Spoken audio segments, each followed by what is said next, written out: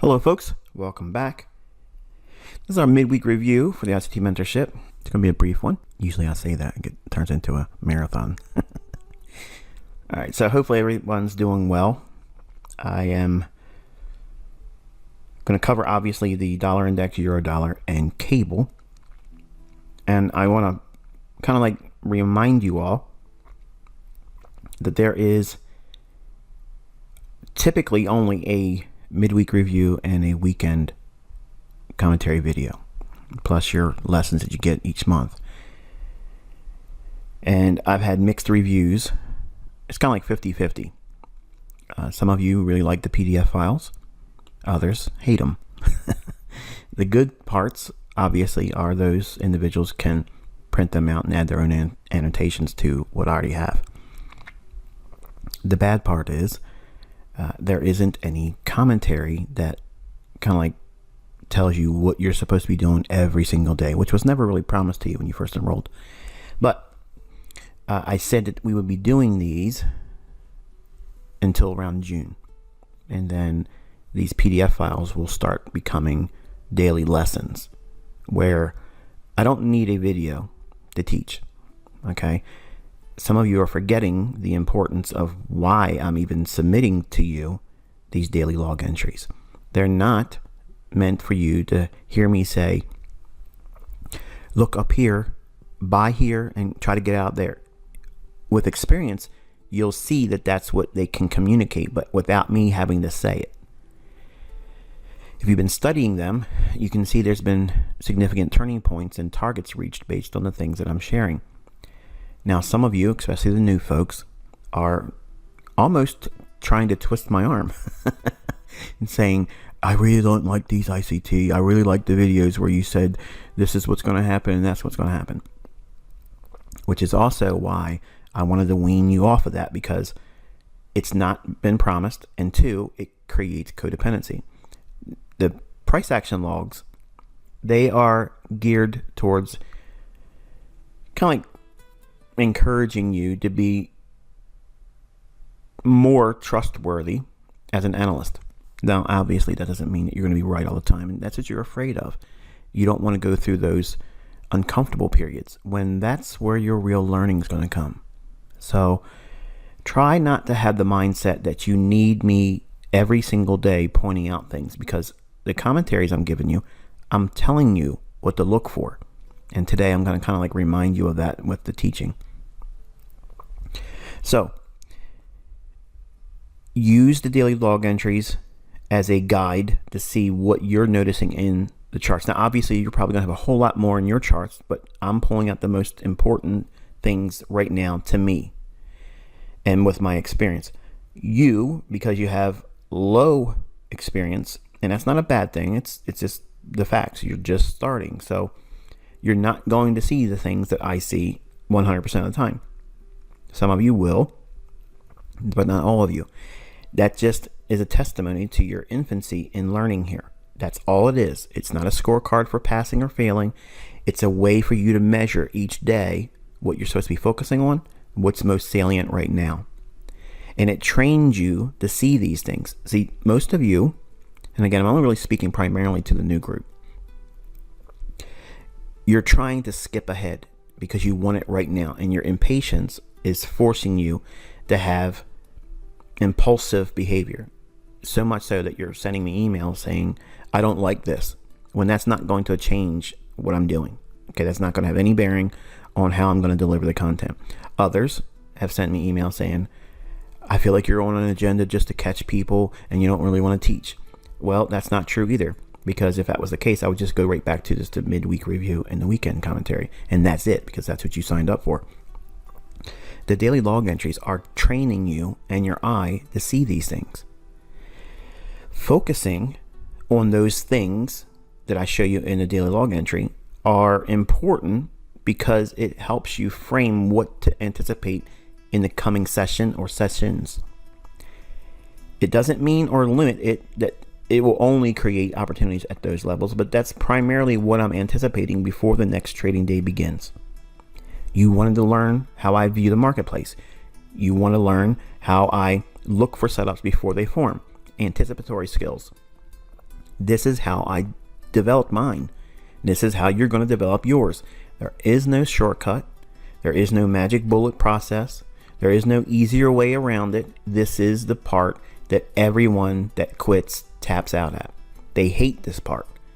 And I'm only going to remind you that this is the requirement to get good at this.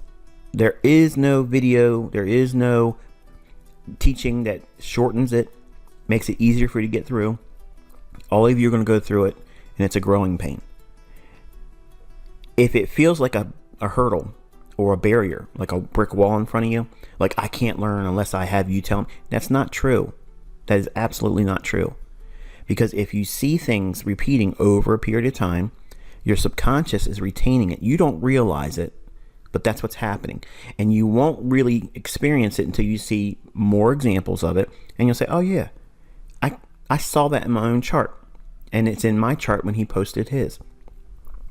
That's how you know you're moving in the right direction. But it's important for you not to think, I don't have that right now, so therefore I'm failing, spinning my wheels, I'm not getting anywhere. Because what you're having, without realizing it, is a unmeasurable experience level. And what do I mean by that? It's kind of like when you're losing weight, and if you get on the scale says you haven't lost anything. But you know those pair of pants that you had on last week fit a whole lot nicer now. That is a reward or a threshold that's unscalable. In other words, you can't see the effects in your progress on the scale, but you know you're changing for the better. You're losing weight. It may not reflect in the scale when you stand on it, but your clothing indicates that it doesn't fit as snugly as it used to. Okay, it's a little bit more give in your waistline. Maybe not all of you will draw a similarity to that, but nonetheless, that's what these daily log entries are going to do.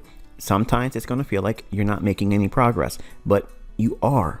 If you're studying them and then looking at it in your charts, carrying over those annotations that I'm sharing with you into your own chart and adding any additional things or observations that you see.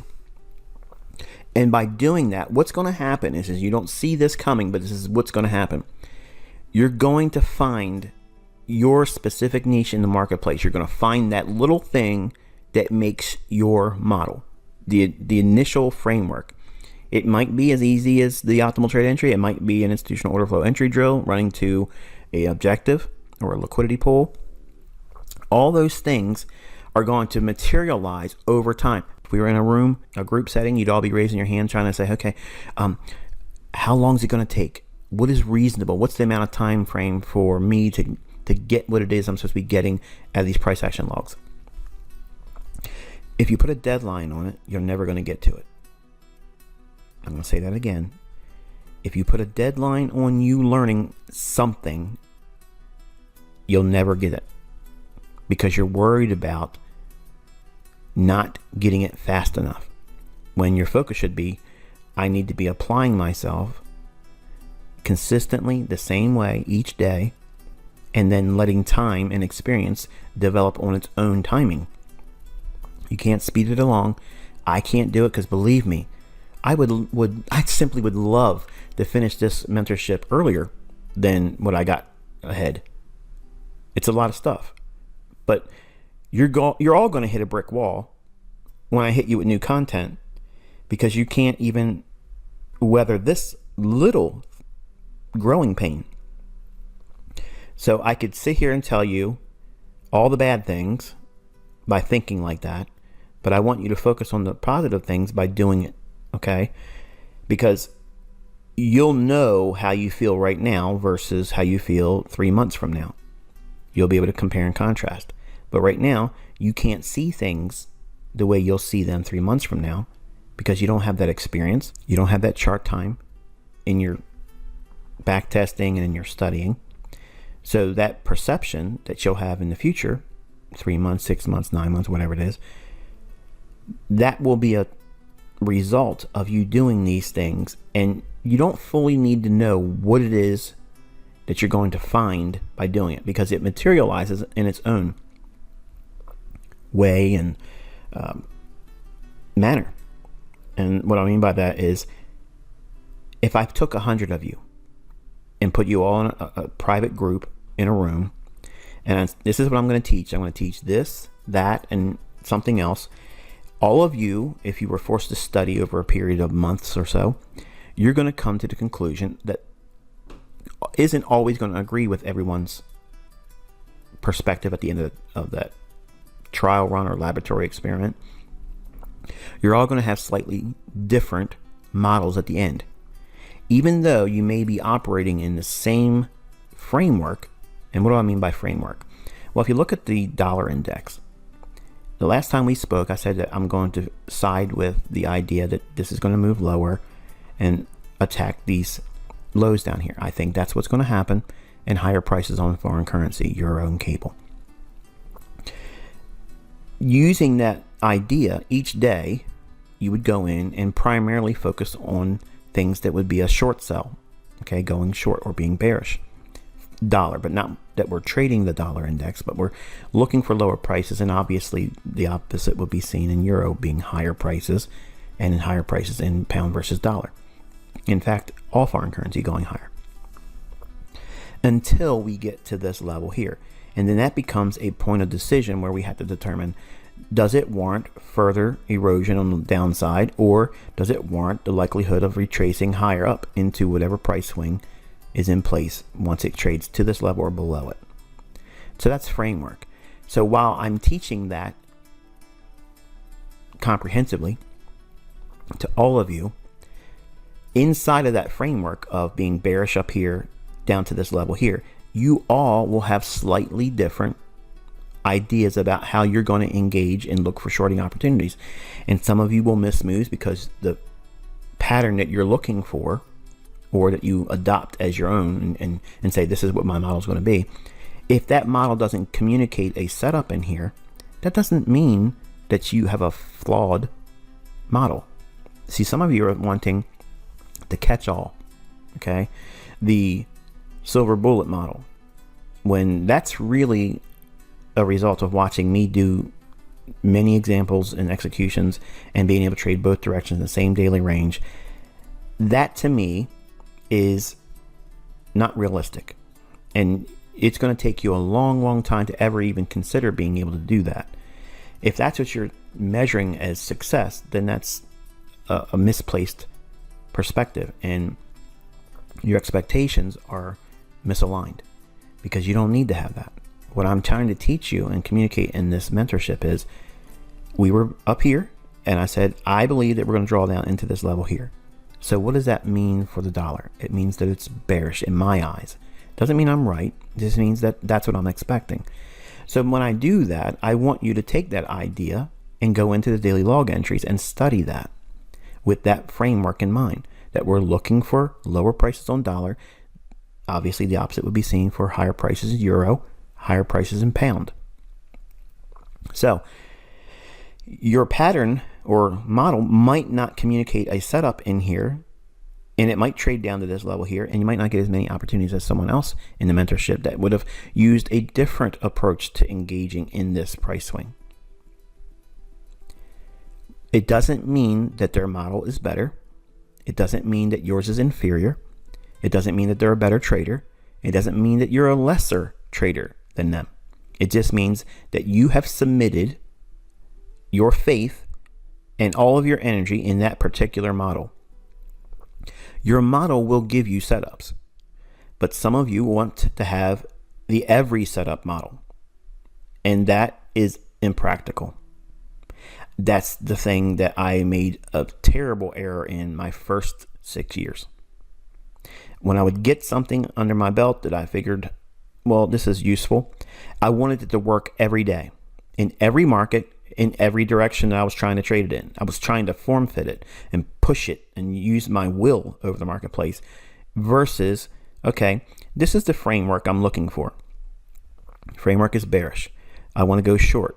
So what model am I going to use? Well, if I like premium fair value gaps, okay, I want to see that as my entry, and therefore I'll trade that inside of kill zones, London and or New York, and I'll hold 50% and take 50% off after I get, 15, 20 pips, and then hold the rest until I get down to these levels here. Okay, that's a model. Did you need a whole video for me to do that? No. But some of you that are so new would prefer me having a video explaining all of that, but it's not required because I have enough foundational studies even in YouTube before you came to the mentorship. And then in the mentorship, I have even further studies that are made available to you in the core content to help you understand how to plug and play those ideas. But the mentorship is me giving you my framework. And I don't need to do that every single day. And you should not expect it every single day. You should be saying, okay, the last time Michael talked, he said that we're expecting weaker prices on dollar. Okay, wonderful. That means I'm going to focus on longs on euro, longs on cable. And I'm okay if I get stopped out. I'm still going to stay with that narrative until we change gears. Am I changing gears today? No. I still think that this is likely to be a draw on liquidity.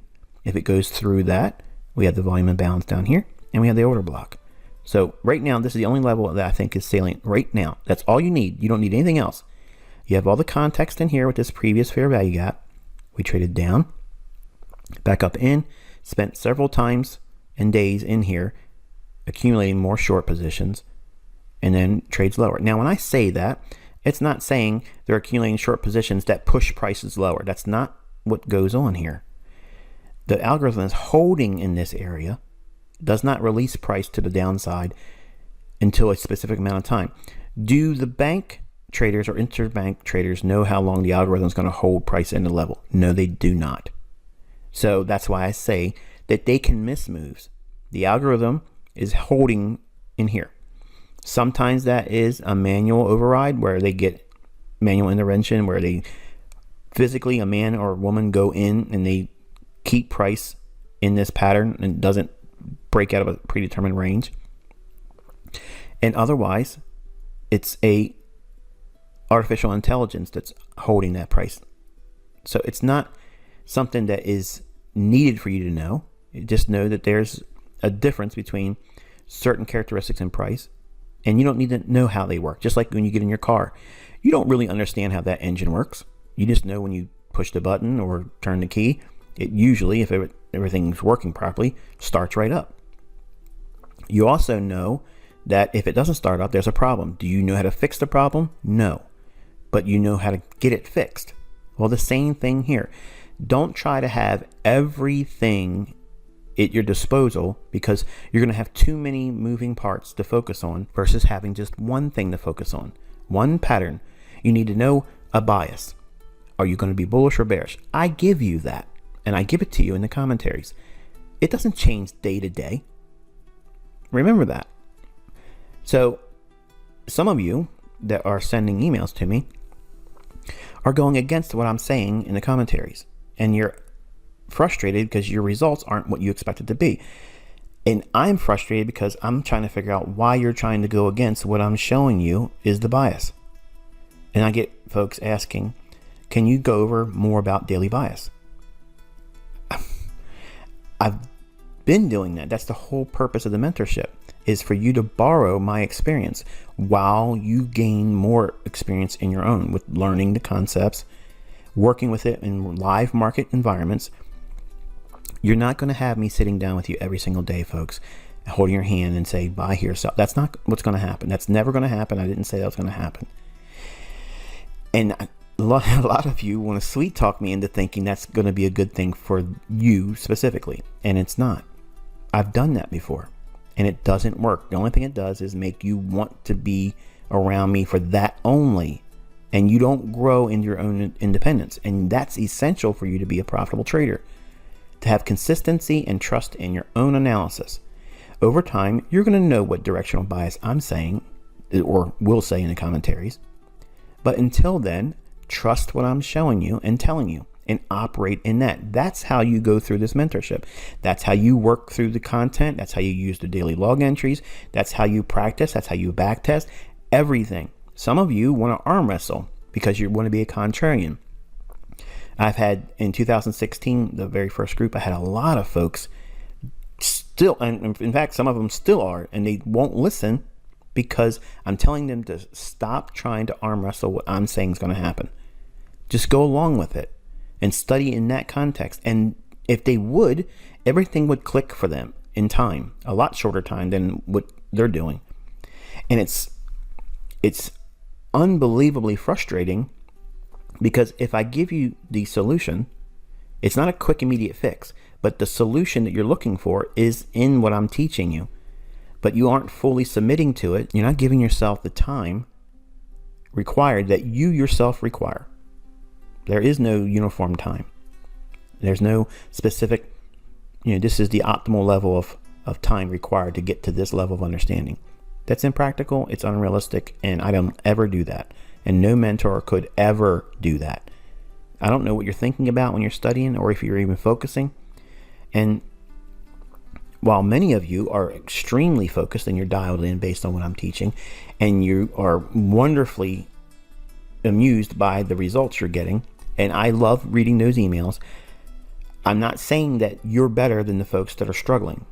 And I'm not saying the folks that are struggling are any less of a student than those that are following my instructions. I'm just saying, as kindly as I can and as sincerely and as gently as I possibly can, so that way I don't offend you or make you mad or put you off as a teacher, okay? But you pay me to teach you.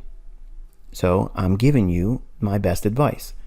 Some of you don't want to listen to the advice. You want to do your own thing and then email me and say that you're not getting what you thought you were getting and can't understand why the market keeps going the opposite direction, when I didn't say the market was going to go the direction that you're operating in or practicing in. So it's hard, folks. It's really hard to manage so many personalities and people from different cultures. And it's very hard to do this. Okay. And the only way you're going to be able to do this efficiently is listen and only do the things I tell you to do, and don't do the things I tell you not to do. If you all try to do that and practice and go through your daily progress through this mentorship like that, you're going to get here. But you're not all going to get here at the same time, regardless of when you started or how long you've been doing it. But with all that said, just know that in this framework, okay, when I say framework, that is, I'm bullish or bearish until what level? It doesn't mean I'm stopping my bearish stance once we get below here. It just means once we get here, then I'm going to reevaluate what the market has done, because we don't have all the candles in place. It might just create a big down candle tomorrow, and that gives me something to consider. Or it might trade back up into, maybe bump the bottom of this bullish candle, which is a bearish order block, and then trade lower. Or it may not even go down there. So we have to, number one, submit to the framework that it's most likely going to occur, but there's always a potential for me and you to get it wrong. And you have to adapt. Take the loss if you have a loss. Accept the fact that you missed the opportunities, if you missed any in here, and just work with that going forward. And that experience will serve you well. But framework is bearish until we get here. Your models may or may not have a setup in here. And if it doesn't, as a reminder, don't abandon the model simply because you didn't get a setup when you were hoping to. Because that's usually what I was doing in the beginning, where I would have something that really worked, but because it didn't give me a setup 2 days in a row, let me go back to stochastics divergence. And then I would lose money because I was impatient. I wanted things my way on my timing, and the market's not going to deliver that. You have to align yourself with it. And that's a really hard lesson to learn or communicate. You can say all the things you want to say about market psychology and all the books like Trading in the Zone. All that stuff. It's a good book, but the best way of learning market psychology is to go through what I'm putting you through. You have to submit to a lot of time. You have to submit to processes that don't feel comfortable. They feel like they're counterproductive. And that's why most people can't do it. Because it's changing your thought process. It's rewiring your expectations and removing entitlement. You want it right now, and you don't want to have any pain going through it. And that's exactly what I wanted in the beginning. But over many years and scars, realizing that, hey, look, I don't always get it right, but even when I don't get it right, I'm still right more than I'm wrong. And if I can manage my money correctly, I'll be fine. And the same thing for you. So back into this chart, and we'll get on with this commentary and lesson. I just want to give you that because it was, in my mind, required. Fair value gap in here, we traded down through it, and then it acted as an inversion level where everything here that would have potentially offered some bullishness, once it trades through it, then it acts like what? The ideal support and resistance idea. While there isn't a support or resistance level in here, the fair value gap operates just like support and resistance is spoken of in books and courses and such. So it accumulates more short positions in here and then reprices lower. Focus on this low in here. If we sweep that, it can dig as far as the volume imbalance and bullish order block. If we break below this down closed candle or bullish order block, we'll be looking for this volume imbalance down here. Okay. If not the short-term sell-side liquidity pool here, that might be an area where it might get a reaction. If it just goes straight on in like that, then I would expect a reaction rate below here because that would be sell stops being tagged. But we have a larger pool of liquidity right here because we have two levels, and retail sees that as support. So, you know, if they're thinking that is support, a lot of other traders are thinking if it goes down here, I'll buy that again. And where they're going to put their stop loss? Just below it. Or where would be a beautiful run for IPTA if that's the case. Fill in this volume imbalance, trade back to the order block. Okay. So with this framework in mind here, we're going to drop down into the hourly chart. See that? You never thought we'd get here. All right, here's the dollar index 60-minute chart or 1 hour chart. You can see how we spent the majority of the time in here. Look at the bodies of the candles. We only had two candles, or really this candle here, that only opened outside of that range of that old daily fair value gap. And then look what happened. Heavy distribution. Trades up here. Heavy distribution. This is not, a lot of sellers came in the marketplace and pushed price down.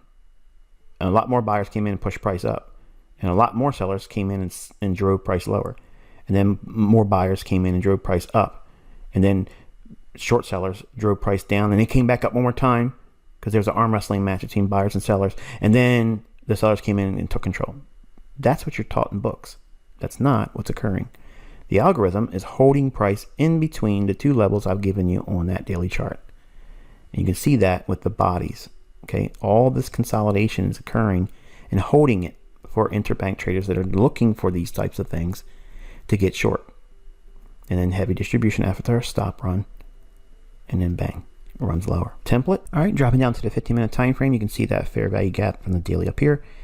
And we drove down, took out sell side liquidity from over here. And just a heaviness in the marketplace. Now, when I say the market's heavy, this is what I'm referring to here, this type of price action, where it isn't coming back up, with the exception of only this move here. It just stays heavy and just keeps on going lower. No real intermediate term or short term bounces higher. The algorithm is just pricing it lower, lower, lower, lower, lower. Then we consolidate. Do we really rally up? No, it only goes up to a fair value gap there. See that? Comes in, offers what? Interbank traders to go short. What's going to attack? The sell side liquidity resting below these lows. So selling here, attacking here, and staying in sync with what the higher time frame order flow is, which is that old area of sell side liquidity I mentioned multiple times in this video and prior to this video. Basically where I'm framing everything for dollar to go to on a bearish stance. And the market trades aggressively in here. Not all that aggressively, but compared to all this, it's aggressive. And right there is the chairman, Fed chairman, speaking here and hasn't really done much. So if you haven't already noticed, the economic calendar has really not been blistering, if you will, with a lot of information or news drivers. That coupled with where we are on the daily chart, there isn't a whole lot of excitement, which is why I'm saying there's probably going to be an event of some kind to get things all stirred up in the marketplace. So right now, again, everything's pouring into equities and in crypto. And by the way, Bitcoin hit my 62,000 target. I have absolutely no idea what it's going to do. Please don't ask me an email. I don't know. I don't know what it's going to do. I don't know what it's going to do later on if it makes changes in its daily chart or hourly chart? I don't know. And I really want to go back to not being asked because I don't know. Okay. And you're just going to get frustrated with me saying that again. I don't know. But I think that's going to be it for dollar. We still have a little ways to go on the downside for it. So let's go over the euro. All right, so here's the euro dollar daily chart. And we have a breaker here. So we have the high, low, higher high. This entire range is what's shaded in here. And I mentioned if we were going to see that lower run on dollar, we would likely see this area here swept for buy side liquidity on euro dollar. And you can see we just fell short of it here today, and we'll look at it when we drop into lower time frames. But I want you to take also notice that this sell side imbalance, buy side inefficiency, which exists inside of the breaker, which also is just above for the buy side liquidity here. So we have consequent encroachment there.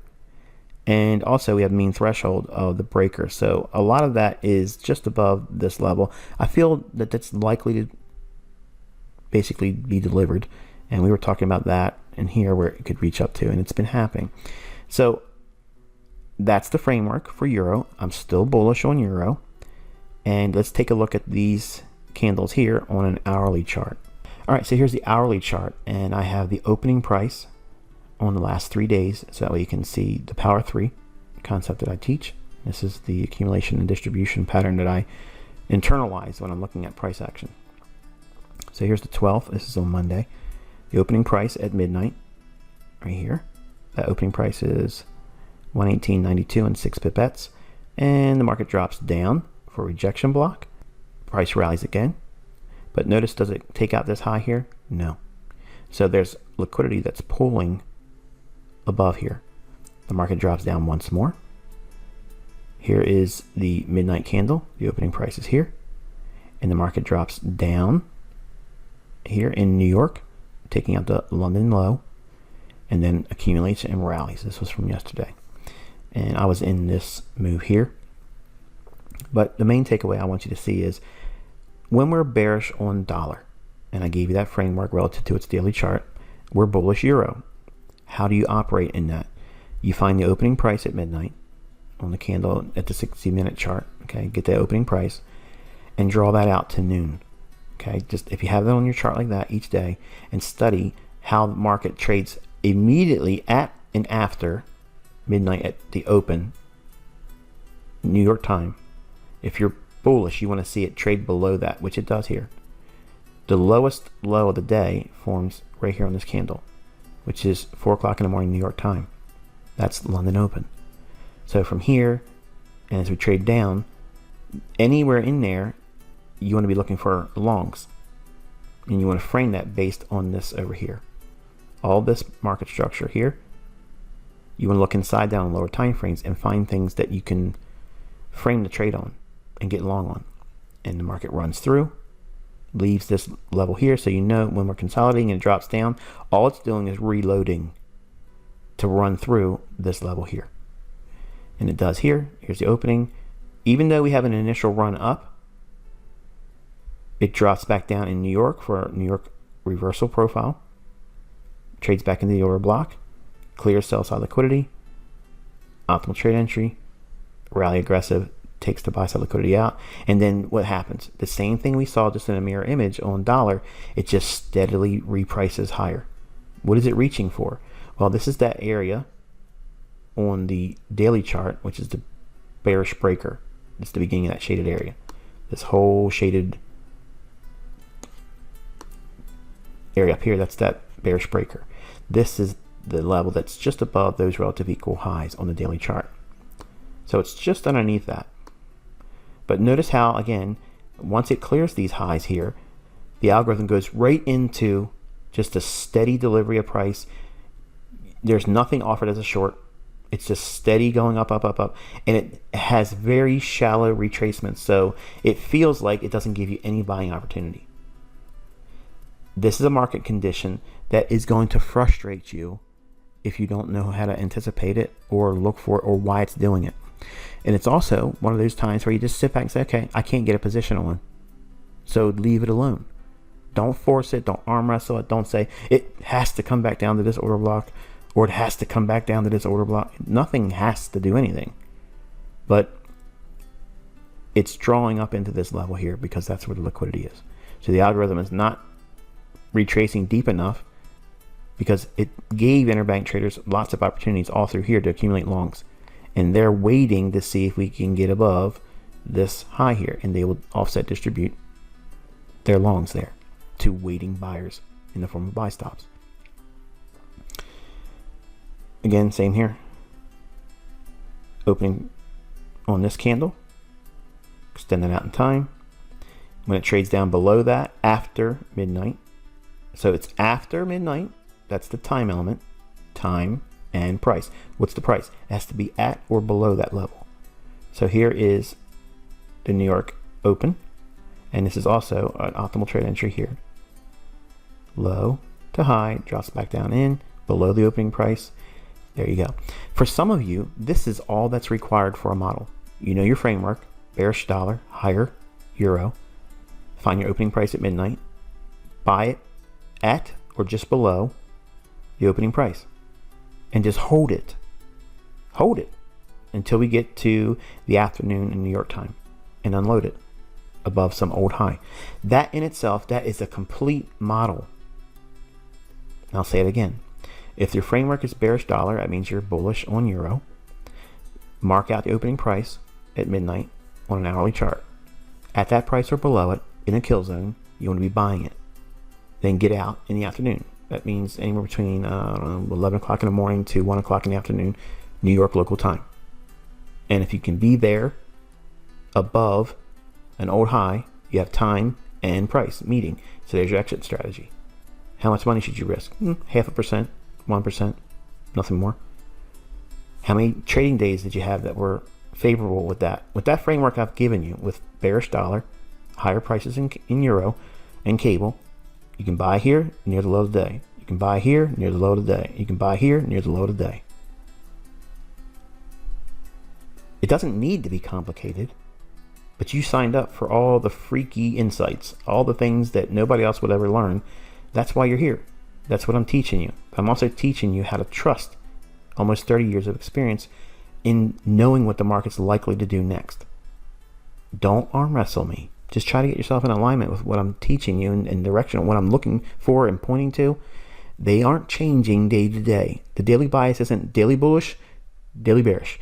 Daily bullish, daily bullish, daily bearish. It's not that. Some of you think that's what this is. When I'm saying I'm bullish euro, I'm bearish dollar, and it's going to stay that way for a couple days, if not a week or more. So remember, the hallmark to this mentorship is we're trying to trade inside of the weekly range, and we're forecasting. I'm teaching you how to forecast the expansion of the weekly range. In other words, the candle that makes up a weekly chart candle for the week, wherever we are, like right now, this weekly range, the likelihood of the weekly range expanding on the upside for cable and euro is highly probable because the weekly range that's likely to expand on the downside for the dollar. Okay, so that framework, that mindset is how I want you to go into each individual day.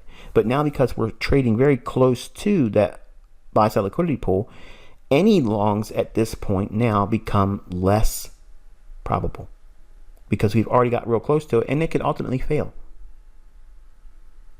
What? Fail? Did I say fail? Yeah. You have to know when the probabilities fall out of favor. And right now, we're really at a premium. Do you want to be buying up there? No. So if you haven't already, you missed it. Now, that's a sticking point for some of you. You're going to be angry. You're going to be upset. You're going to be frustrated. Oh, I got to get something now because I've been watching this thing for days and I didn't get a treat. Yep. That's life. And that's the lifestyle of a trader. You're not going to catch them all. This ain't Pokemon. Okay? You can't try to get every single one of them because you're going to lose if you try to do that. And chances are you're going to be forcing something that's less probable than another setup that if you just would have relaxed, you probably would have noticed it and you'll miss that one. And then it just creates this loser cycle in your mind that you constantly will wrestle with. And you can't really appreciate it until you endure it at least once. Usually it's the second or third time you go through it, you're like, oh yeah, I know what this is. You got to stop. The way you remedy it is take a break. Don't look at charts for a couple days. And if it's really bad, and if you hurt yourself in a live account, which is what you shouldn't be doing, take a week off. Don't look at my videos. Don't look at the charts. Don't look at social media.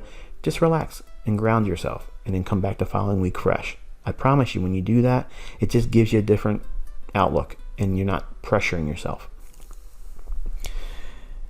Well, anyway, Power 3, accumulation below the opening price relative to the opening price in New York midnight. And there you go. Power 3 is buying near the low of the day and riding the expansion on the upside. Buying the low of the day and riding the expansion on the upside. And you keep doing this each day. Now, eventually, you're going to get a day where you try to do that and it stops you out. Does that mean throw the whole model out and change your framework? No. It just means that the next day or the day after is probably going to be a really good buying day because you had a down day or a retracement day. That's what creates order blocks. That's essential. That's something that you want to see in price. You really don't want to see, until we get like where we are now, close to a target, where you want to see just the up candles only and big candles on upside. Whereas in between, where from here and here, down close candles are okay. You want to kind of see that. That's building in order flow, because the down close candles will eventually be used at a later time, much like this one here did, where we traded down into Power 3, which is the opening price and below at an order block, then it rallies up. Okay, this is a really small range, which is also another reason why, because of the volatility that we've entered, it's really small. And I've been harping on, even in my Telegram room, that small 10 pip ranges are going to serve you if you practice in that, because you can find them in this. You don't need to have the 75 pip or 50 pip runs, because the market isn't likely to deliver that on a day-by-day basis in this current environment. It's very, very consolidated. It's very small ranges, which is good, because that means there's going to be something, and I don't know what the something's going to be, okay, that creates this expansion and volatility where the daily ranges get really big again. So we're in a quiet period.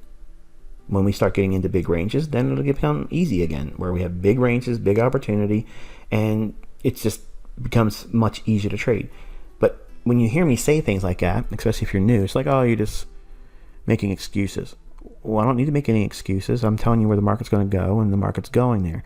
I've taught you how to get in and engage it, and it's offering those opportunities as well.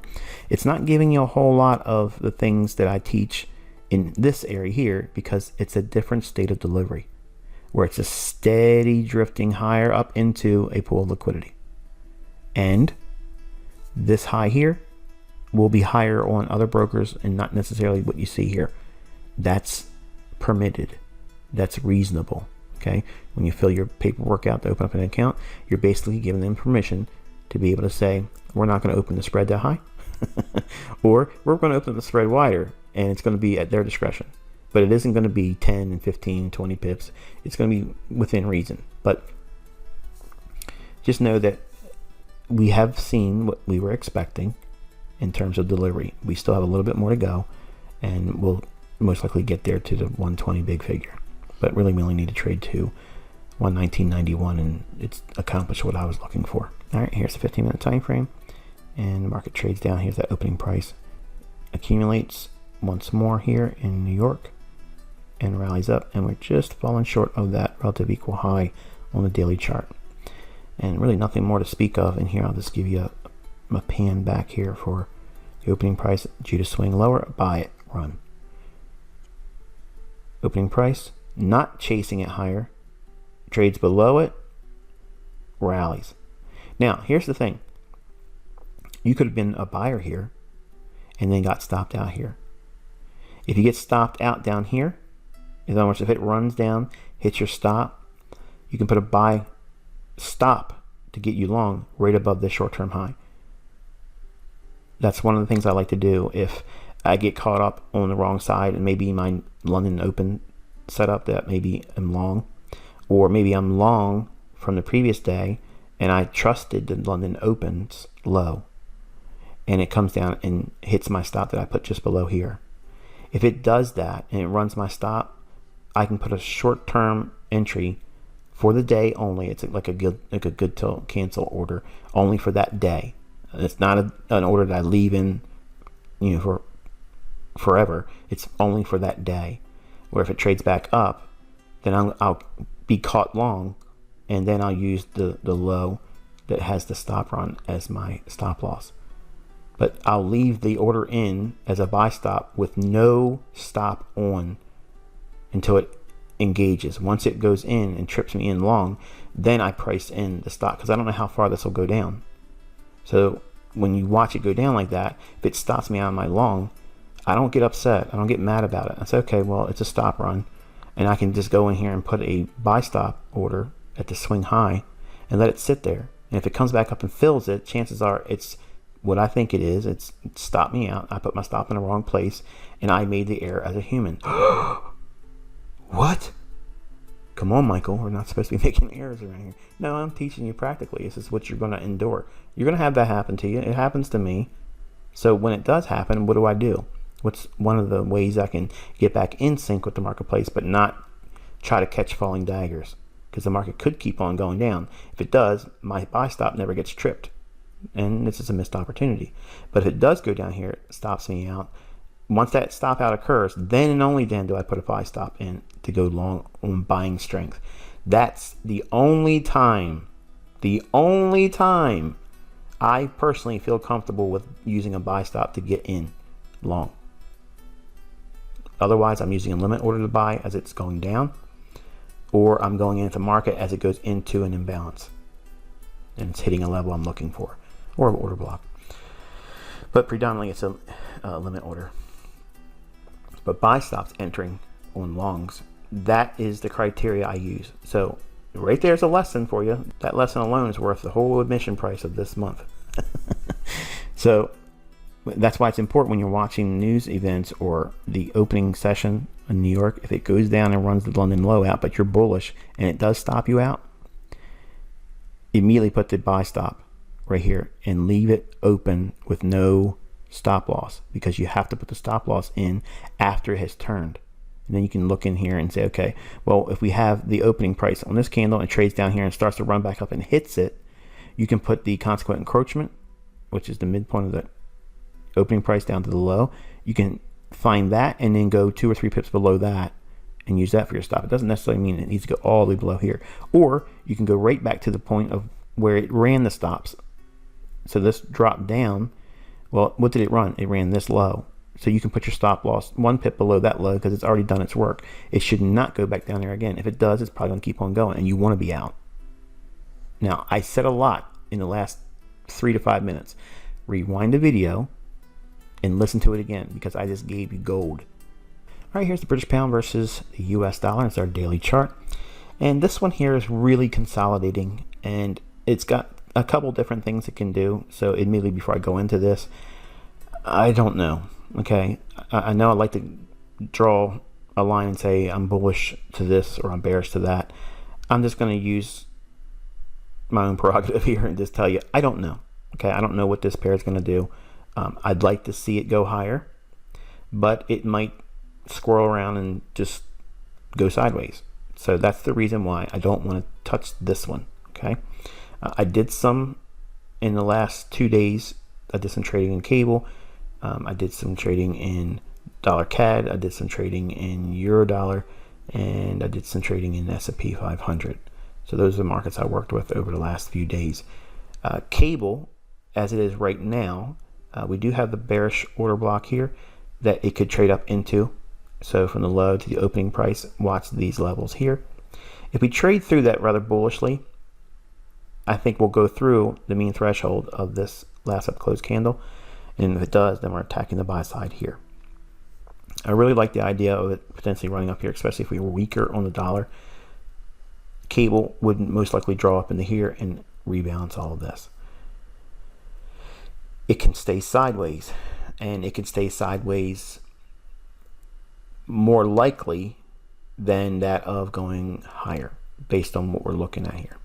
And or it could just go lower while euro consolidates and dollar consolidates. It could go down and take these stops out here, and that could be also something that occurs and sends euro pound higher.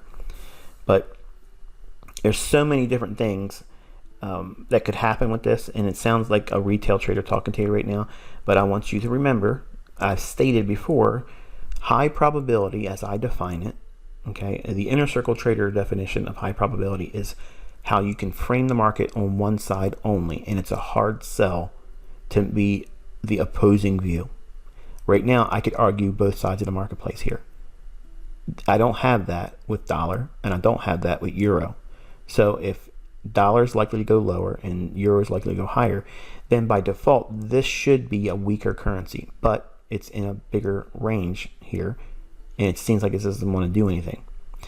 So that's one of the factors I have when I don't want to be trading a market or hold for like a one shot, one kill, 50 to 75 pip type run.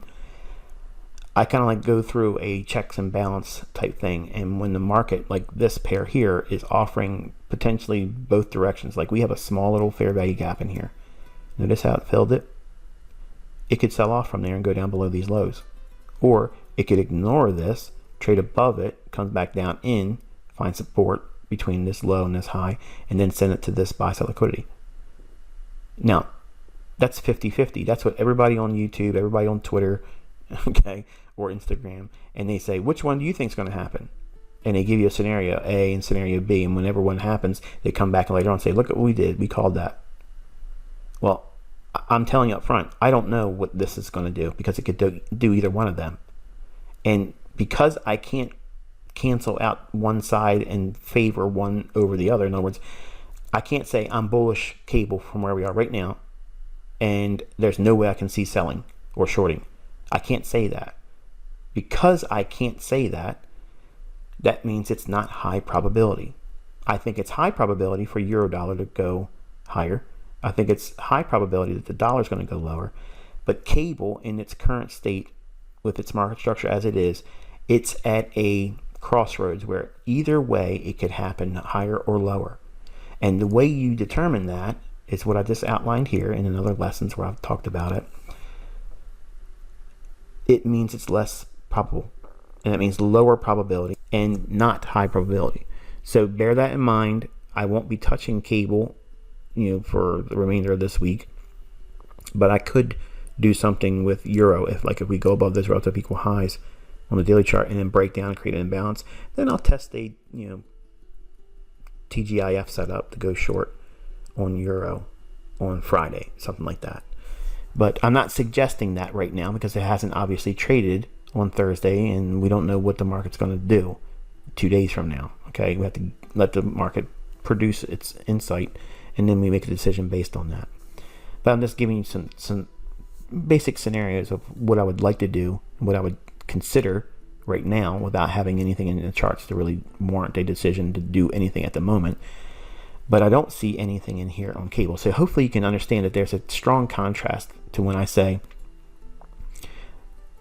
I don't know what I'm looking for in here, and I don't think the market's going to do it. It doesn't mean an inability as a trader, I should know better. No, I know enough to know that this pair is offering both sides.